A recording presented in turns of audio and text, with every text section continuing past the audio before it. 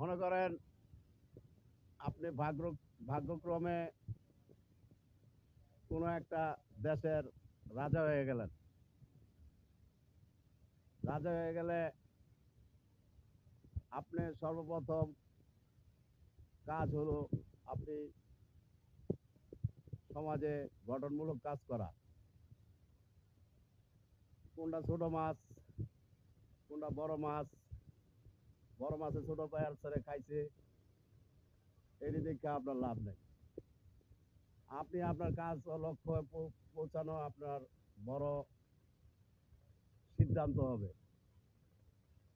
ঠিক আছে? আমি কথাগুলো আরো ভিন্নভাবে বলতে পারতাম, কিন্তু বললাম না।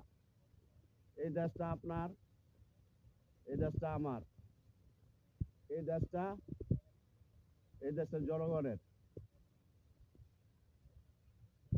কারো একার না, আমার একার না।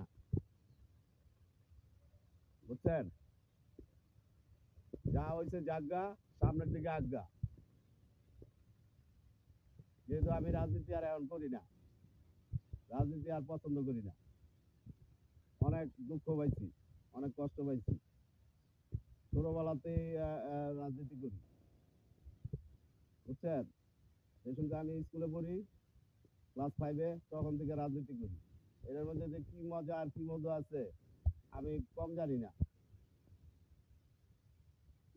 তো আপনি দেশের দায়িত্ব পাইছেন, এই দেশের জনগণ সব আপনার আপন, আপনি এই দেশের মাথা। কে কে কি বললো আর কে কি করলো, কে কি করেছে, সেই সব চিন্তা করার আপনার সময় নেই। বুঝতে পারছেন? বিস্তারিত কোনো কিছু বলতে চাই না, বললে আবার সমস্যা। যারা জ্ঞানী গুণী লোক তারা বুঝে নেবেন।